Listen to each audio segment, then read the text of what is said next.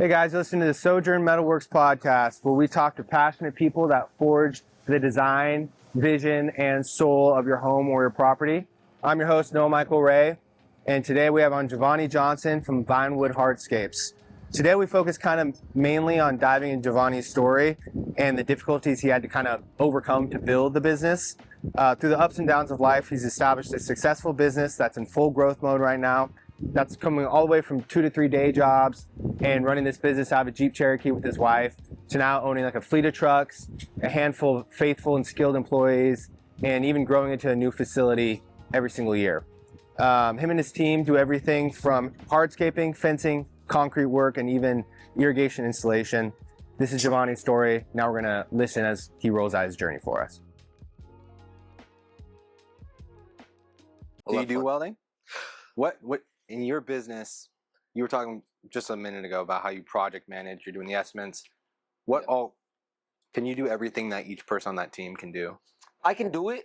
Am I the best at it? No, but I like to take pride in being able to be a leader more than a boss. You know, like if I tell them to do something, it's because I can do it physically. Right. I'm not going to throw them into something that I can't even do. Though I may not be the fastest or the best at it, but at least I know the steps to get it done, especially when it goes to selling the work.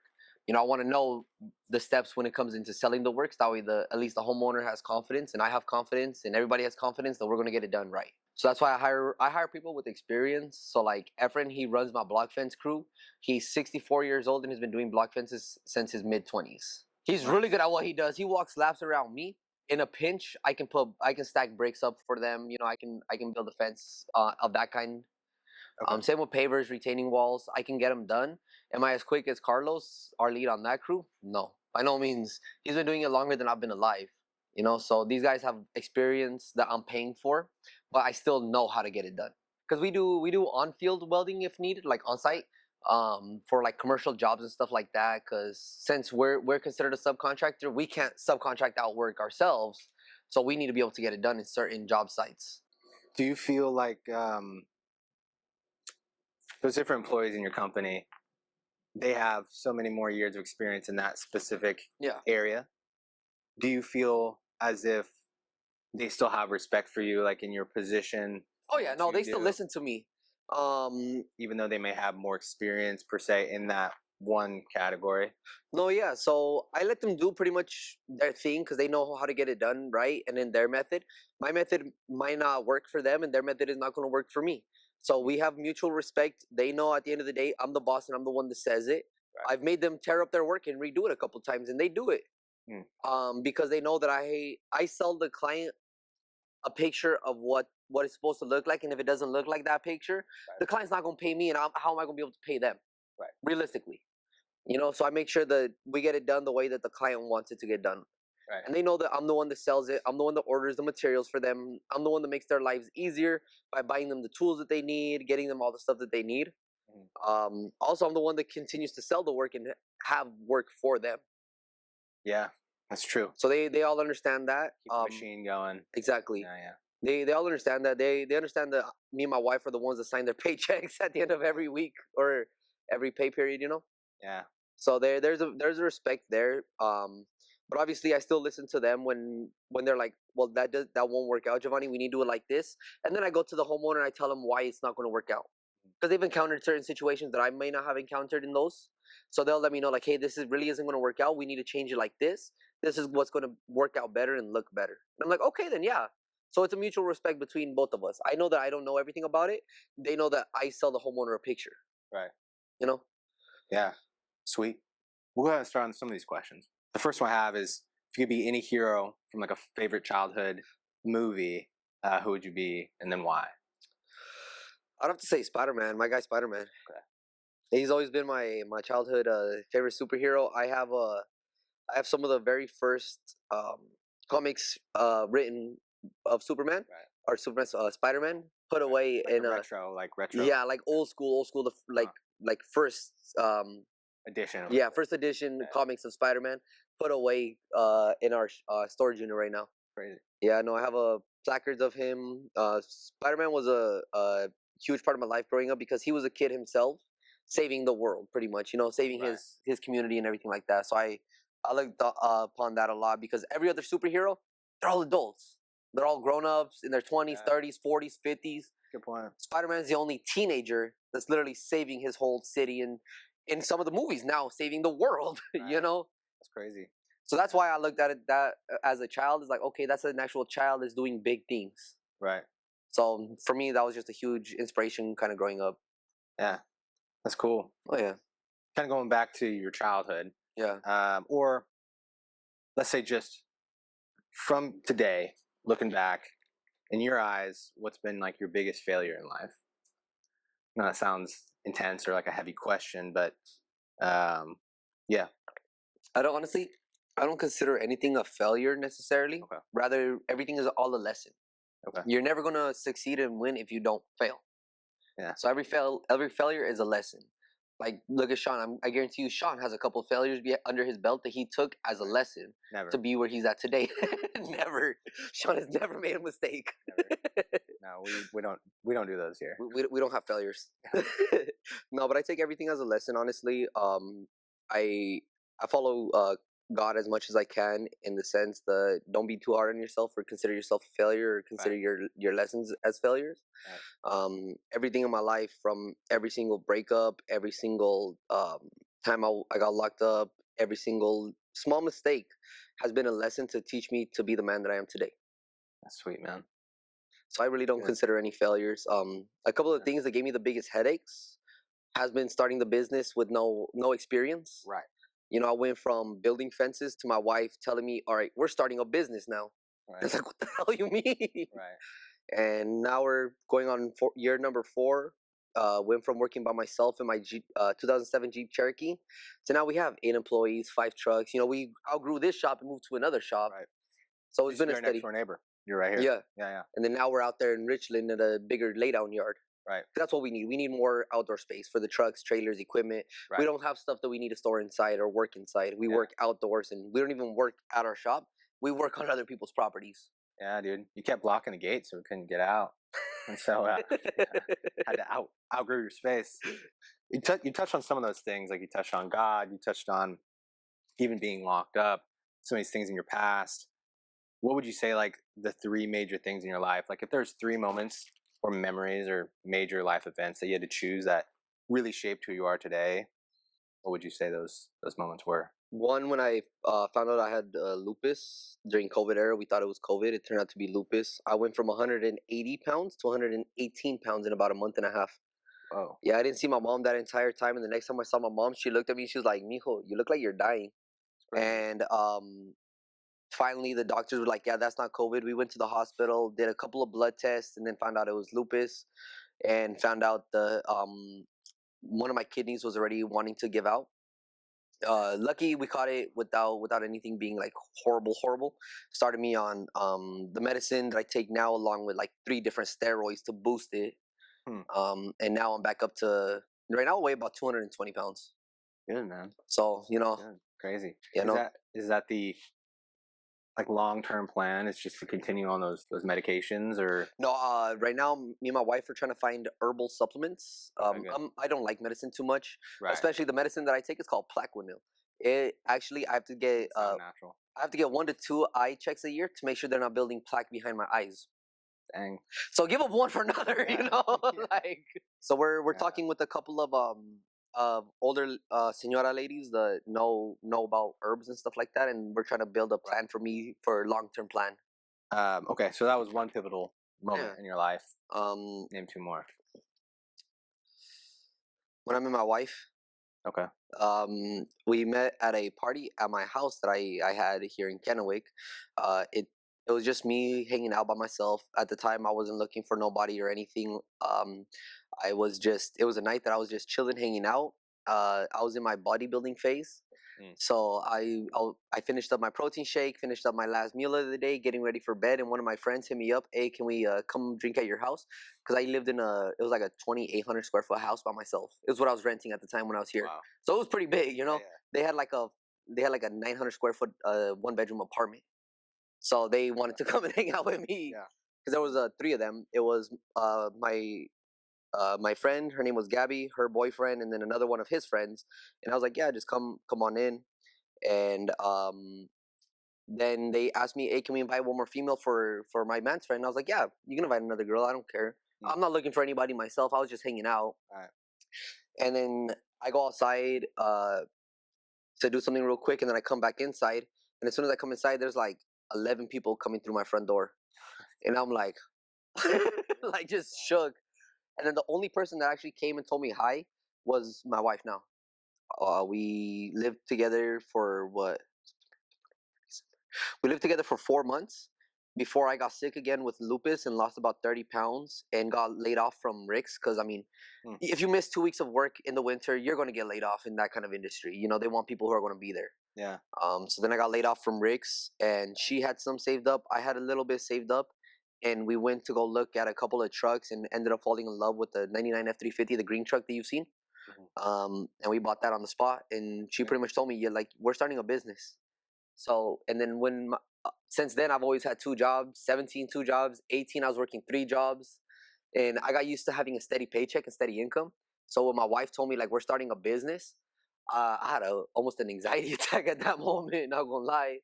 Because Crazy. You just don't ever take days off? You don't ever?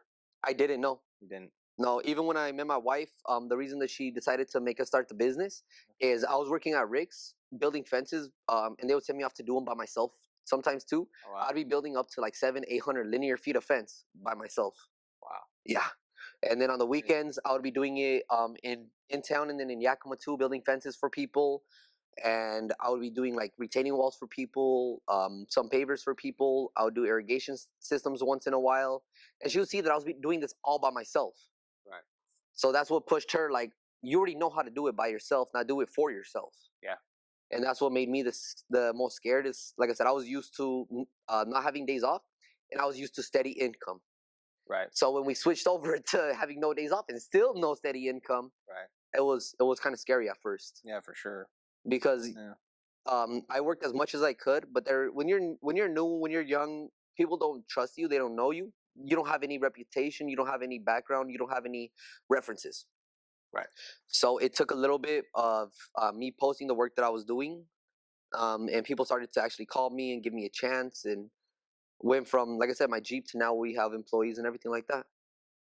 Okay, so number 3, then you got one more.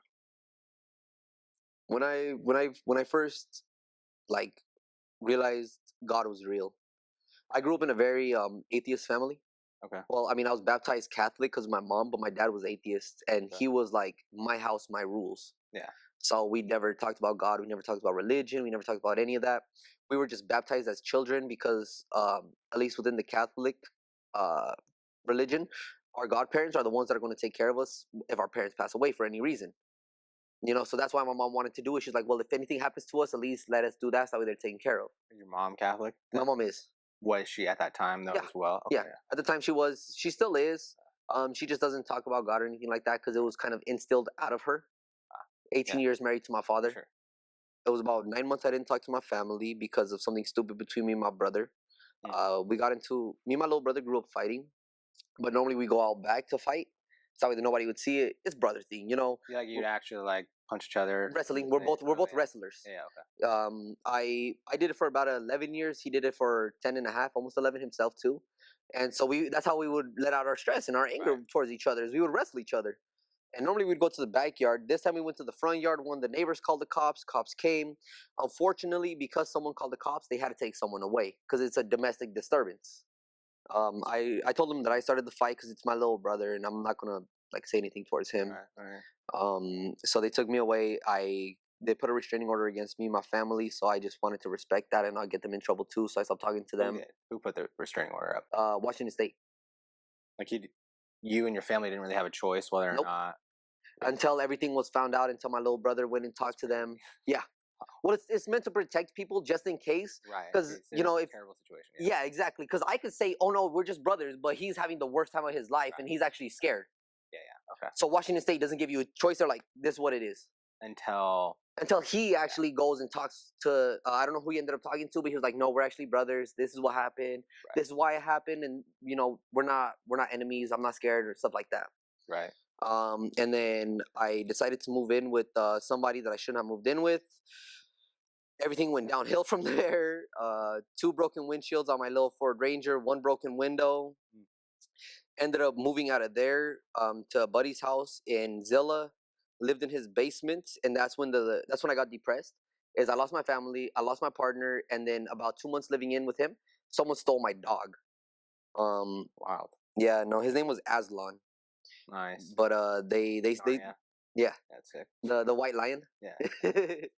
But they stole him, so I felt like I hit a really bad rock bottom. Where at that point I was just working at the fencing company, and I picked up a job at McDonald's in Zilla. Just that way, I had no more time. I didn't want to think about shit. I didn't want to do anything. I just wanted to work. And so I was out there working the 2 jobs. And from the moment I woke up to the moment I went to sleep, I was hitting my dab pin. And then if I wasn't working, I was drinking. And that's when I really got depressed and just was like, okay, I'm losing weight. It's depression. It's nothing to me. And then saw my mom shortly after that. Told me I was like, we talked for a little bit. She invited me out to eat just to check in on me. You know, it was already like 6-7 months that we didn't see each other. So she talked to me, and then we went another month and a half almost without seeing each other again. And that's when that month and a half period really hit hard. Because for whatever reason, like everything started to click, and then I started losing weight. So I was like, okay, it must just be depression. Started losing more weight. Okay, started losing even more weight. Started feeling worse about myself. Like, okay, like, am I really this shitty of a person? You know, I would cook for myself. I wouldn't even eat half my meal. I would throw the other half up. So I started to believe that it was me doing that to myself, like on my inside. Like, am I really going to treat myself this bad? Like, do I even need to be here anymore? And then it got to the point where I was really contemplating even being here anymore, and I was getting ready to do something extremely stupid. And I was never one to pray, but this moment I did pray, because I swear that I was done with life. I was done with everything. So I sat down on my bed and I started to talk to God, not even pray, but I was talking more like, God, can you please just watch over my little brother, watch over my older brother, his kids, like wherever Aslan is, take care of him. And then I finally said my mom's name, like, can you please watch after my mom, Jessica? And as soon as I said her name, my phone went off ringing, and it was my mom. And my mom was like, hey, Mijo, like, are you okay? Is something okay? Is everything okay? I had a weird feeling and I just wanted to call you. She was like, I don't care if we get in trouble. Like, are you okay? And I started crying at that moment. I was like, Mom, can I just come home for a little bit? That's when I went to see her, and that's when she told me, like, you look like you're dying. Right. And then that's when we found out I had lupus and everything. Crazy story. Yeah. Crazy story. A lot of fun. Yeah. Do you feel like on a daily basis or even weekly basis, do you sit and you ponder everything we've talked about so far, and kind of like reflect, or do you think every day is kind of just new day, just gotta do what I gotta do, you know? Sometimes I'll sit and reflect. It's not daily, weekly, or even a monthly basis. It's just sometimes I look back on it and just think, like, damn, like, this is really where I'm at now. Come a long way. Yeah. Like, at that time I was 19, 20, and I didn't think I'll see 21. Now I'm 26. Yeah. And I'm like, okay, well, what's next? Yeah. Crazy. Yeah. Cool, so man. that's at least the last couple of years before I moved to Tri-Cities. Yeah. And then I moved to Tri-Cities, and everything's kind of just went up and up. Changing the subject just a little bit. Yeah. I want to know, because I mean, and I think this kind of came up for me a couple times. As I said, hardscape to people, I'd only heard of landscaping, right? Yeah. So I mentioned this to a couple people, and they're like, hardscape, what's that? You know, I've already heard of landscaping. And I looked a little bit into it, and it's like the concrete work, right? It's retaining walls. Yeah. It's all the stuff that's not soft surface, but hard surface. Yeah. If I had a house, like a pretty nice home somewhere, I don't know, West Richland or something, and it had an acre of land, and I just had unlimited budget, and I had you guys come out and said, basically, you got free reign. Like, tell me some of your favorites, the highest quality stuff you do. I mean, I don't know. I like working with pavers a lot. I like paver patios. They can come out beautiful. There's so many different designs. My guys right now are actually doing a paver patio, and I'll show you here in a little bit with the medallion in the middle. And what that medallion is just the one that they're doing is more like a floral design in the middle of all this pavers. Right. So it's actually gonna come out pretty cool. Yeah. There's a lot that you can do with the pavers as far as design, colors, and stuff like that. Anybody watching, go to the 2026 Home and Garden Show, February 12th through the 14th, I think, or 13th through the 15th, something like that. Yeah, it's coming up. Yeah. We're actually going to be doing 5 different kind of pavers in our area. Okay. But no, I would do that. Some pavers, a fire pit, a stem wall or sitting wall made out of masonry bricks again. Okay. Lighting, some softscapes, so like some plants, trees, shrubs, stuff like that to really make the area come to life. I don't work with pools myself. But you put one in there if you could. Yeah. Yeah, for sure. Yeah. If you have a slight slope, I would want to build it up so you have at least a flat, more of a flat yard. Even if there's a small grade, at least it won't be as bad as what it is. Right. Because we do that quite a bit. We bring people's backyards up because Tri-Cities, there's a lot of hills. Right. There's a lot of hills out here. Yeah. So we want to give you the yard where you can run around with your kids, play soccer, play football, and you're not rolling down the hill as you guys are trying to kick a soccer ball across each other. It's not going down. So you're saying that if the yard was like this, you guys would come in and bring it more like that? Okay. Build a retaining wall on that back end. Right. And backfill it up with drainage rock, drainage system, compacted rock and dirt and all that good stuff to really get it built up. Nice. Very cool. Yeah. And then we offer designs and stuff like that. So if you really had no budget and full free range, I'd probably bring like 4 different designs to you. Right. And then you would approve the one that you wanted. Yeah. And it would be 4 designs that I think that would look really cool and badass back there. Okay. And then from there you get to choose one of the 4. I'll let you know what it costs, give us the green light, and we just start tearing everything up. Okay. So for each different project, you yourself or part of your team will come up with a couple different designs and pass that person's way. When it comes to those kind of projects. Do you ever let anyone, if they just wanted, I want my pavers in the shape of a poodle or something, like even if that sounded ridiculous, like would you talk with them about that and be like, okay, like, we can make this work, or what would that sound like? Yeah, no, there's the word no is not in my my dictionary. Right. When it comes to work. The only things that I would say no to and that we don't do is we don't mow lawns and we don't do like cleanups or trim bushes. Okay. We don't do the maintenance work. Right. We do the installations. Right. So, and the installations can be as crazy as your imagination can go. If you have a picture of something you want, we can match it. That's cool. 10 out of 10 times. Nice. Me and my crew, we take a lot of pride in the skill sets that we have. So like me, I'm 10 years of about 10 years worth of fencing from the first time I built a fence till now. I've been building fences since 2018 professionally. Okay. Since 2018 is when 2018, yeah. Yeah, so that's when I started doing it professionally. Yeah. Before that was more just, I've always liked fences. I've always liked how they look and the privacy, the security. It's kind of a weird thing of mine, but I've always liked fences. Yeah. So I would do it here and there back in Yakima, and then like I said, in 2018 started doing it professionally for a company, and then from there just kept learning it more and more. Right. So yeah, no, Carlos takes a lot of pride, and he always tells me how he's the best at pavers in Tri-Cities. He always tells me that he's the best at building retaining walls, and I'm not gonna find another guy like him. And so I'm really happy about that. And then same with David and Efren. Efren's the main guy who does my block fence crew, but his son is David, and David's the one that's like, he's like, yeah, look how cool this looks, look how clean it looks, and he takes a lot of pride in the work too. Yeah. That's really important. So we every single one of my crew members takes a lot of pride in their work. My fence crew, Ian and Edgar, if they need to cut into concrete to set a post, when they refill it, they try to match the finish of whatever it is. So if it has a broom finish going this way, they're going to try their best to match it. So that way it looks almost like nothing was there. When we cut into concrete or asphalt, we try our best to not let the concrete saw go too far one direction. So that way that there's no score marks. Right. We want to cut out exactly what we're taking out. Right. So they do their best we do the best that we can. Like as precision as possible. Yeah. As possible. Yeah.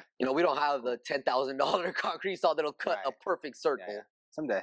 Eventually. Yeah. Eventually. So, do you guys do like residential and commercial stuff? Yeah. Okay. We do residential and commercial. We just did like these gates. They're the ones you guys are welding. Yeah. These guys? Yep. Wow. They're going on a trash enclosure for a commercial building in Richland. Okay. Cool. The same building. We did the full trash enclosure. Right. And then we did a retaining wall. Nice. All on that one commercial property. Cool. Yeah. Yeah, dude. We just had these lying around. I didn't even know these were Going to you, to be honest. Oh yeah, nice big Yeah. old 24-foot gate Yeah, they're sweet. once they're up. Yeah, could you do these in like someone's house, like or in someone's yard? We could if they really wanted to pay this much, Right. but Probably not. this bee decking is crazy expensive. right. Nice. Just to be a residential project. I mean, if Yeah. they wanted to, definitely. We're not gonna tell them no. Right. You know, No, like it's not that. in your dictionary. Exactly, Yeah, like that medallion for that pavers. Right. The whole paper project itself was about $6,000. Okay. The medallion itself added an extra 3,200 to it. Oh wow. And I told them, "Are you sure you want to add another third of a cost, or to this?" Right. And they were like, "Yeah, let's do it." Yeah. So it went from That was their idea. Yeah. Okay. It went That's from cool. about 6.5 to 7 after taxes. So now we're just over 10 grand after taxes. That's great. Yeah. That's sick, dude. All because they wanted the medallion. Yeah, it takes time. It takes a lot of time, a lot of patience. So it's whatever the homeowner wants and whatever is respectable to their budget. Right. I mean, I'm never going to push something like that onto somebody who really can't afford it. Right. And I try my best to give different options as far as the most affordable to the highest end. Right. Even with the paper materials, we use a lot of techo block, basalite, and Belgard primarily for like pavers. Right. But if the homeowner really, even if basalite, which is one of the lower end of the three, even if that one is a little bit out of their budget, we offer them like the mutual materials, which you can just find at Home Depot. Okay. The pave stone, which is also at Home Depot. You know, the lower end material where the color might not even bleed all the way through the Right. paver. But I try my best to offer them quality materials like the basalite, Belgard, and techo block. Right. So that way that I can actually warranty it comfortably. Right. For sure. Yeah, we ran into a couple different issues in Sojourn Metalworks when it came to we were building a couple gates and we were putting like an automatic arm essentially, right, system on the gate. And we were running into this issue where we were making these single, not double, but a single gate that was, 20 plus feet long, 22, 24, whatever. And it was super heavy, 3-inch by 3-inch or whatever around the frame. And then it's all these pickets in between, blah, blah. Oh, yeah. And it's all steel, right? It's all steel. Oh, yeah, that's a heavy one. One, giant gate. And we were looking at like Lift Masters, and basically it came out to that you had to have this huge setup because like the smaller arms and smaller systems would only warranty to basically like a certain footage. Yeah. And then past that, it's like it could work, even weight limit wise, it could work, but it'd be unwarranted. We got to a place where we're having conversations with our clients of like, we don't feel comfortable doing something for you unless it can be warranted. Yeah. Because we want to give you a good product and we want to make sure that it works well. And then if anything doesn't go well, there's a warranty. Is there any job that you haven't basically like had the opportunity to do yet that you would like jump on the chance if someone was like, I want you and your team to do blank on my property? If I could, I would go around the pool. So like a lot of pool installers, they'll only do the pool. Right. They don't do the rest of the vision on the outside. Right. I want to finish that vision around the pool because I think that would just look so clean and so good, especially in that summer when that sun's beating down in those pictures. It's gonna look really good. No, that's what I want to do. Is I want to finish around the pool. You guys don't have kids right now, do you? No, we got 2 cats. Two cats. Do you plan on having kids in the future? Yeah, we've actually talked about maybe having a kid next year. Okay. Yeah, God willing and everything. As long as time permits and everything, we planning on having a kid next year. Yeah. Okay. If you had boy, girl, and you were gonna raise them up in this company to like take over the company, right? The family business. Yeah. Okay, so say they're a teenager, so you have a kid. What in and outs, like what main lessons would you teach that kid about the industry you're in? Our kid is gonna literally grow up in this industry. Would your kid's first job be with us? Yeah. Yep. Yeah, that's cool. As soon as they're 6, 7, 8 years old and they can actually physically move a shovel, they're gonna start moving with the shovel. It's something I wish, or not that I wish, it's something that did happen to me, but I wish it would have been a little bit more respectable. Right. My dad recycled pallets, so he taught me how to use saws. He taught me how to use nail guns. He taught me how to use a lot of the tools that I know how to use today. But he was also the kind of dad where if I made a wrong cut or did something wrong, I was catching something to the side of the head. Right. Yeah. So it wasn't the most respectable way to learn, but I learned. So with my kids, I'm gonna teach them the right way. I'm gonna teach them Right. with respect, and I'm gonna teach them to respect the tools. Right. Because if you don't respect tools, they can get you good. Yeah, and I think that's so important. I was just thinking about that the other day of like, I was watching this one video even, it was like a dad showing a kid how to like cut an onion on a table, and the kid's like 5 years old, but he's like, this is a sharp knife, this is how you cut. And then he was like drilling, something into a pallet, in another part of the video.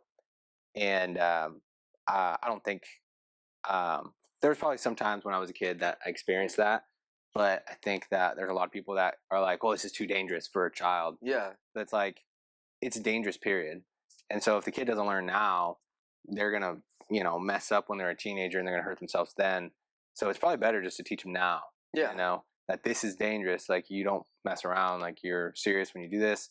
And it's just better to learn as many skills as you possibly can. Yeah. The younger you are, because kids are smart, and like we Well, don't they are. give kids like the credit really that they're deserved. But their brain is growing. They can learn a lot, especially if they're gonna grow up into a trade, right? Yeah. A family business, whether or not they're gonna take it over or whatever. But to just learn those so they can transfer those into anything else. Well, yeah, and then a lot of skills. I mean, so it's a lot of stuff that I feel like is lacking in our generation. Is a lot of those skills that I'm gonna instill on my kids. Yeah. Because I feel like that's really important to, even if they don't use them, at least they have the skills. Right. So where if the day comes, they don't need to pay someone like me 4 times the cost of them doing it themselves, because they can just Right. knock it out. Because unfortunately, there is people. Maybe it's not you, maybe it's not me, but there is people out there that will take advantage of people. Oh yeah, because they don't know. They know that they don't know how to do it. There's a lot of opportunity to be taken advantage of in our world. Right. So that's what I'm gonna teach my kids. And then also I feel like with them growing up in this industry, seeing the way that I talk to our employees, seeing the way that we treat them and the way that they treat each other and talk to each other, it'll give them a little bit of a backbone as they grow up. Right. So that way they see that you can be hard on somebody without being disrespectful. Right. Yeah. Because there's for me growing up, up until I had the business, I would get upset and I would want to explode. Right. I just had that really bad anger, like I would tick. Right. But now I get upset and I'm like, okay, well, how do we fix this problem now? What's the solution to this problem? Right. And even sometimes I'll talk to the old guys, like their children, because they'll call me and they're like, hey, Jovany, well, we ran into this. I was like, well, what'd you do to make that happen? Right. How do we fix that? I don't let myself blow up anymore or get upset over the smallest inconveniences. Right. They're gonna grow up in a good environment. Yeah, dude. Amen. Yeah, same. You want your kids to grow up in this kind of environment? Do you have kids? I don't have kids. No? I'm not even married. Not even married? Yeah, I'm 2 years older than you. You're 28? 28. Oh, dang. Yeah. But would you want your kids to grow up in an environment like this? Yeah, for sure. I think I'd far prefer my kids to grow up in a rougher, tougher like environment, and do those difficult things from the get-go. Yeah. And then if they want to go towards a more softer office, Mhm. something, whatever position, they can. But I'm most concerned that my kid knows how to cook a meal. My kid knows how to use tools. My kid knows, how to build something outside, how to survive out, in the elements, in the wilderness or whatever. Yeah. Like Self-sufficiency. self-sufficiency. Yeah. You have to have the right environment. Yeah, like because you said, like sometimes it can, you can get in an environment like this, and people can just be really rough, and like just get ready to like if you do one thing wrong, they're like, get out of here, like you don't deserve to be here. And it's like that's not a good attitude, especially if someone's learning. Yeah. It's like, how are they supposed to get better if they don't fail? Mhm. Because your failures will teach you what is right and how to succeed. That was another question I wanted to ask you was, do you feel like you have reached success? Nope. And if not, define that. What's success for you? What does that mean? My success for me would be making enough money for my wife to do whatever makes her happy. Okay. If she wants to work, she can work. If she doesn't want to work, she doesn't need to work. I want to make enough money where we are self-sufficient within ourselves, where she doesn't need to work if she doesn't want to. Right. I want to make enough money to support her in any endeavor that she wants to go with. Like right now, she's doing a little matcha pop-up business. Oh, it's sick. Yeah, I want to be able to buy her trailer. I want to be able to buy her everything that she needs for her business to flourish. And then from there, she takes on from it. Right. I want to be able to provide for my family. True success for me would be that. And then I wanna have about 2.5 to 3 acres, build my house, and then build a another little 2-bedroom, 2-bathroom mother-in-law suite for my mom. Yeah, of course. My mom gave up a lot of her life and still gives up a lot of her life for me and my brothers. Whenever we need something, she's the one that all three of us go to. My older brother's 37 and he still calls my mom for things. I'm 26. My little brother's 24. He's in the army. Right. And he still calls my mom for things, for help, advice, stuff like that. Even money sometimes, if any of us need it. Anymore, I don't. But before I had the business and everything like that, if I needed extra help with something, she wouldn't even hesitate. She would help us. I wanna give my mom the life, almost same as my wife. Where if my mom doesn't want to work, she doesn't need to. Right. You know, she could sell her house and then retire off the money she sold her house for and just live in the mother-in-law suite, and she doesn't need to work ever again. Yeah. I feel like that's a lost value in America, especially, is that like you see it in a lot of other cultures around the world that people just they take care of their parents. Their parents raise them, take care of them, and then when they get older, they take care of their parents. And it's like now everyone just wants to ship off their parents or stay in your house or go to some retirement home. But I want a similar thing. Like I want some land. I want to build it out. I want to provide. I want to take care of my parents. If that's where they want to be. You know. My mom already said it. She wants to live with us out here. She wants to move to Tri-Cities. She doesn't like Yakima anymore. She's out in Yakima. Yeah. That's where you're raised. Yeah. I was born and raised in Yakima. Yeah. The last question I have for you is like, what do you want people to remember you for? Like, what are Resiliency. There were several times in my life where I could have given up. There were a couple of times where I could have done something stupid to not be here anymore. But every single time I take it with a grain of salt and keep moving forward. Growing up, my dad was very abusive towards my mom and my brothers and me. He gave me this scar on the side of my face when I was 7 years old. He grabbed the back of my head and threw my face into the oven and shattered the glass of the oven with my face. Whoa. Yeah. He tried to kill my mom in front of my brothers, my niece, my nephew. Slit his own wrist and throat by my brother's door. Everything on camera because my brother had the Arlo.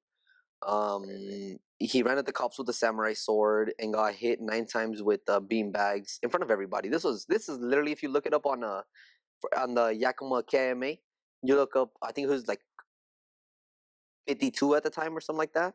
You can find this. Yeah, you can find it like on KMA.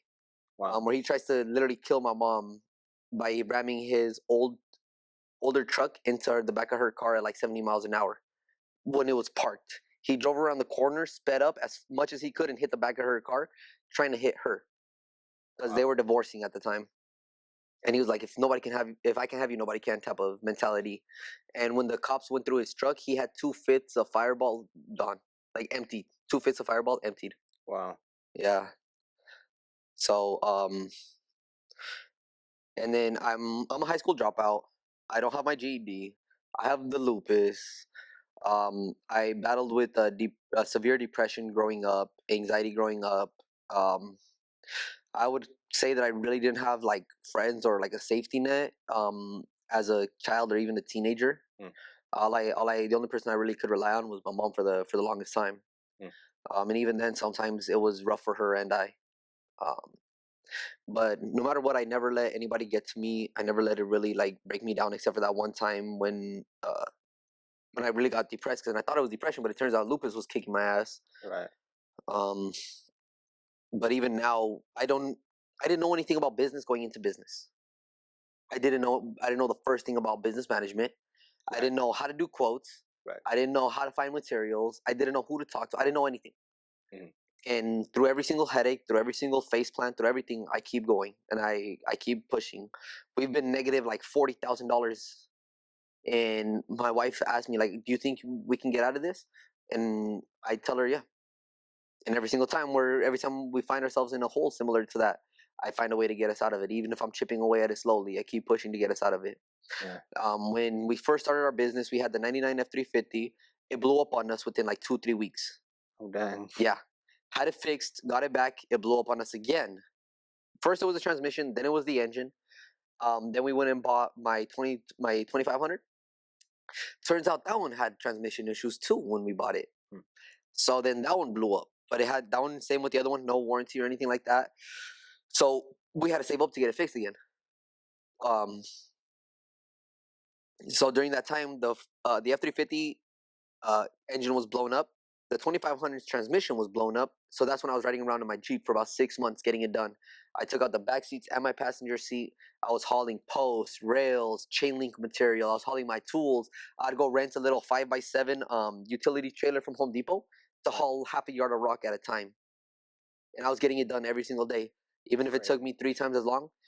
There was a day where I had 3 guys that were going to help me move a bunch of rock because I had it delivered. They all quit on me. It was about 18 yards worth of rock. And I think a yard is like 2.2 tons or something like that. So if you do the math, it's right around 40,000 pounds worth of rock. I moved it in 10 hours by myself. 6 Celsiuses later. Yeah. 6 freaking Celsius later that day. It was a rough day, but I got it done. Because nobody else is going to do it for me. Right. And now I'm a little bit more chill, laid back, because I do have a strong crew. I have guys that I can rely on, and now I have a lot more knowledge. I know where to get tools and equipment if I need to. In a situation like if we're gonna move that much, I know where to go get the things that we need. At that time, I didn't know who to talk to. I didn't know where rented any like mini or the mini track loaders, dingos. I didn't know where to get any of that. So everything was done by hand. And now I actually know where to get it. We own you've seen our little orange dingo that we've had here a couple of times. I bought one because I know how hard it is. Right. Yeah. And at no point did I ever give up, or did I say that I'm done, or did I say that I want to give up. So we have guys that actually respect us, and so now I feel like I don't have to worry about that too much. Like, oh, am I going to give up? Am I going to quit? Now it's more like, okay, what can I do to continue to grow and help them out too? Right. So that's what I want to be remembered for, is just the resiliency and being known to not give up even when things get hard. Yeah. Because it's so easy sometimes, man.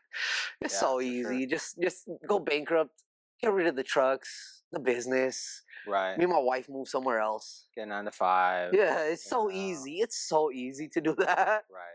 Compared to dealing with the headaches and the stress. Right. When to you it may not seem any different the way I look. But I've had friends from Yakima that I haven't seen since I moved out, and they look at me now, and they're like, Jovany, how old are you? And I'm like, I'm 26, and they tell me that I look older than what I look, because they know what I look like without the amount of stress that we have now. Stress does that to you. Oh, it does. Yeah. It kicks your ass. Stress can give you heartburn, man, out of nowhere. Yeah. That would caught me off guard one day. I was stressing out, and then the next day I woke up with heartburn. I was like, I didn't even eat anything bad. Sean shared previously before we started this interview that you had a cool story. And I was like, great, I'm excited. I'm not even gonna ask because I just want to hear it one-on-one from you. And so I think I'm encouraged because there's been a couple things in my life recently that it's just been tough. I've felt like trials, tribulations, whatever language you want to use. But I'm also thinking, like I was praying and I was just thinking about, people that are like being human trafficked right now, people in like other countries or even in America that are being human trafficked, or there's people being persecuted for their faith around the world right now, missionaries and countries being persecuted. Yeah.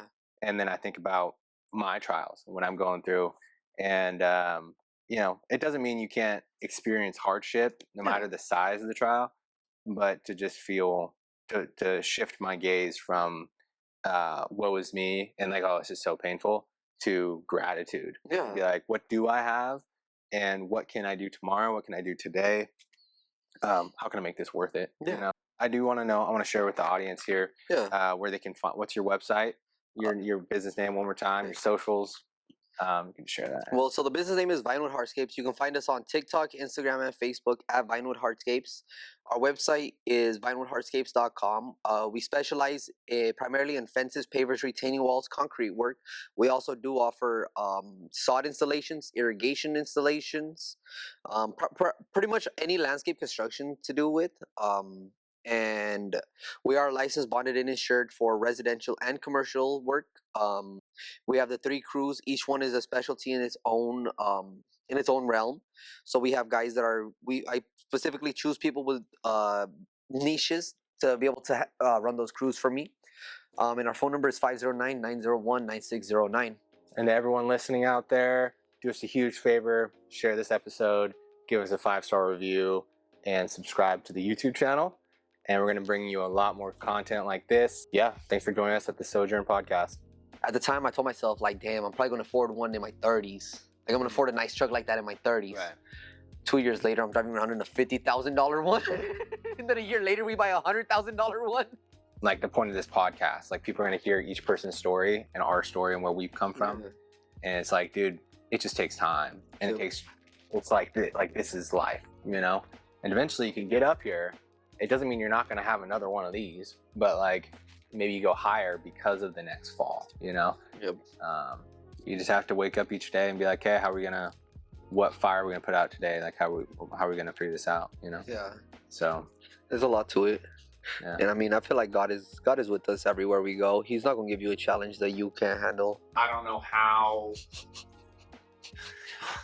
I don't know how